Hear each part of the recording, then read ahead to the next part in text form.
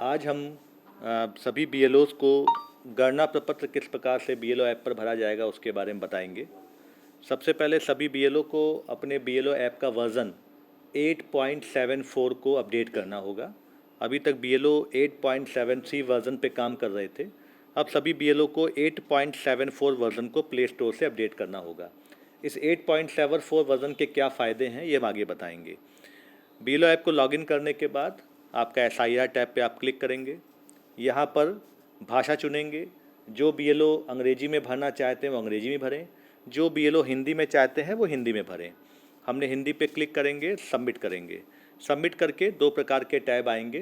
पहला टैब है गणना प्रपत्र वितरण ट्रैकर और दूसरा टैब है गणना प्रपत्र भरें। हम गणना प्रपत्र भरे पर क्लिक करेंगे। हमें किसी मतदाता का गणना प्रपत्र भरना है तो हम उस पर क्लिक करेंगे। ये इस प्रकार से आप देखेंगे सभी मतदाताओं के विवरण खुलकर आ रहे हैं, जो भी आपकी मतदाता सूची मतदाता हैं। इसमें हर मतदाता के सामने फार्म भरें या अप्राप्त योग्य चिन्हित करने का विकल्प आ रहा है। अप्राप्त के लिए हम बाद में बताएंगे, हम पहले फार्म भरेंगे। आप सबसे ऊपर देखेंगे कि गणना प्रपत्र भरें के नीचे क्यूआर कोड लिखा हुआ है। क्यूआर कोड जो आपका गणना प्रपत्र है उसके भी प्रत्येक मतदाता के लिए एक क्यूआर कोड लगा है। आप सभी गणना प्रपत्रों को भरने के लिए क्यूआर कोड का इस्तेमाल करें ताकि यह जानकारी हो सके कि ये गणना प्रपत्र असली है जो बीएलओ द्वारा मतदाता को दिया गया है। हम क्यूआर कोड स्कैन पर क्लिक करेंगे और एक मतदाता के क्यूआर कोड पर जैसे ही रखेंगे विदिन एक सेकेंड उस मतदाता का विवरण आ जाएगा जिसका आपको गणना प्रपत्र भरना है। अब हम इसका फार्म भरेंगे। हमने फार्म भरे पर क्लिक किया। यहाँ पर देखेंगे कि इनका नाम राजेश रस्तोगी है, पिता का नाम रामस्वरूप है। चूँकि नीचे बीएलओ ने मैप कर रखा है 2003 की एसआईआर सूची में राजेश रस्तोगी, विधानसभा 87, भाग संख्या 246, क्रमांक 290 और रामस्वरूप उनके पिताजी का नाम है। तो राजेश जी के पिताजी का नाम रामस्वरूप है। ये आपको देखिए ऊपर भी दिख रहा है, राजेश के पिताजी का नाम रामस्वरूप है। आपको लगता है कि ये बिल्कुल सही है तो आप सत्यापित करें पर क्लिक करेंगे। अब यदि आप इनके मतदाता के रिश्तेदार पिता का नाम चाहते हैं दर्ज करना तो ठीक है, नहीं चाहते हैं तो आप इसको नहीं कर देंगे तो आपका ये गणना प्रपत्र का फार्म खुल जाएगा। यहाँ पर सबसे पहले हम इनकी जन्म तिथि भरेंगे मतदाता ने जो अपने गणना प्रपत्र पे दी है। जैसे इस मतदाता की जन्म तिथि 1 जुलाई 48 है तो हम 1 जुलाई 48 पर क्लिक करेंगे, ठीक है। इसके बाद अगर उन्होंने अपना आधार नंबर दिया है, वैकल्पिक है हालांकि, यदि दिया है तो आधार नंबर भी हम इनका भरेंगे। इस प्रकार से हम इनका आधार नंबर भर रहे हैं। इसके बाद इनका मोबाइल नंबर, यदि मतदाता ने अपना मोबाइल नंबर दिया है तो हम मोबाइल नंबर भरेंगे।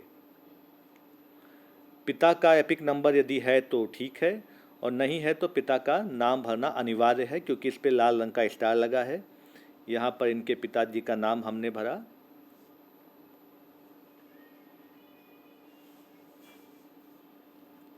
इसके बाद माताजी का एपिक नंबर यदि उपलब्ध है ठीक है, नहीं तो माताजी का नाम भरेंगे, ये भी भरना अनिवार्य है। इसका मतलब माता और पिता का नाम गणना प्रपत्र पे भरा जाना अनिवार्य है। पति पत्नी का एपिक संख्या है तो ठीक है, इन्होंने अपनी पत्नी का नाम भी दिया हुआ है तो हमने इनकी पत्नी का नाम भी भर दिया। इन्होंने अपनी पत्नी का एपिक नंबर भी दिया है, हालांकि ये भरना आवश्यक नहीं है, लेकिन अगर आपके पास समय है तो आप इसको भर सकते हैं क्योंकि ये मतदाता द्वारा दिया गया है।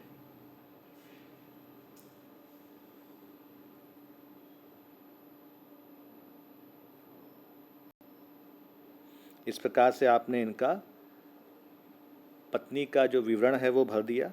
अब इसके बाद हम देखेंगे कि इनका नाम 2003 की मतदाता सूची में है, सब मैच कर गया। तो अब हम इनका गणना प्रपत्र पृष्ठ 1, चूँकि पृष्ठ 2 हमारे लिए नहीं है क्योंकि पृष्ठ 2 उनके लिए है यदि किसी का गणना प्रपत्र 2 पेज में जा चुका है, लेकिन हमारे उत्तर प्रदेश में सभी गणना प्रपत्र एक ही पेज पे हैं। तो हमको पृष्ठ 1 अपलोड करने के लिए फ़ाइल चुनेंगे, फ़ोटो खींचे पर क्लिक करेंगे और उस व्यक्ति का हम इन्फॉर्मेशन फॉर्म इस प्रकार से रखेंगे और इसको मोबाइल से खींचेंगे। इसके बाद नीचे टिक मार देंगे और उसके बाद जब ये सही दिख रहा है हमको, इसको हम सेटिंग सही करके इसको हम ऊपर से राइट क्लिक से ऊपर कर देंगे, जिससे ये आपका गणना प्रपत्र अपलोड हो गया। प्रपत्र अपलोड होने के बाद अब हम उनकी फ़ोटो को अपलोड करेंगे। फ़ोटो अपलोड करने के लिए हम कैप्चर फ्रॉम बैक कैमरा करेंगे, बैक कैमरा पे क्लिक करेंगे और उनके फेस पर इस प्रकार से लाएंगे। जब यहाँ पे देखिए नीचे कैप्चर का ऑप्शन आ रहा है, कैप्चर पे क्लिक कर देंगे और ये मतदाता का फ़ोटो यहाँ पर आ गया। इस प्रकार से गणना प्रपत्र और उनका मतदाता का फ़ोटो आ गया। सब कुछ सही है। आप यहाँ पे जमा करें पे क्लिक करेंगे। फार्म सफलतापूर्वक सबमिट हो गया, ठीक है। अब ये फार्म यहाँ से हट गया। अभी कहाँ जाएगा? आप इसको सत्यापित करने के लिए आप यहाँ पर वापस जाएंगे, गणना प्रपत्र वितरण ट्रैकर पर क्लिक करेंगे। यहाँ पर यदि आप इस मतदाता की क्रम संख्या डालते हैं 230 नंबर, तो ये देखिए ये हरे कलर का हो गया। हरे कलर का मतलब यह है कि ये सफलतापूर्वक गणना प्रपत्र BLO द्वारा फिट कर दिया गया है। और यहाँ पर रंग कोड और जानकारी पे क्लिक करेंगे तो ये हरे कलर में एकत्रित के रूप में चिन्हित करे में आ जाएगा। इसका अर्थ ये है कि आपका ये गणना प्रपत्र सफलतापूर्वक सबमिट हो गया है। धन्यवाद।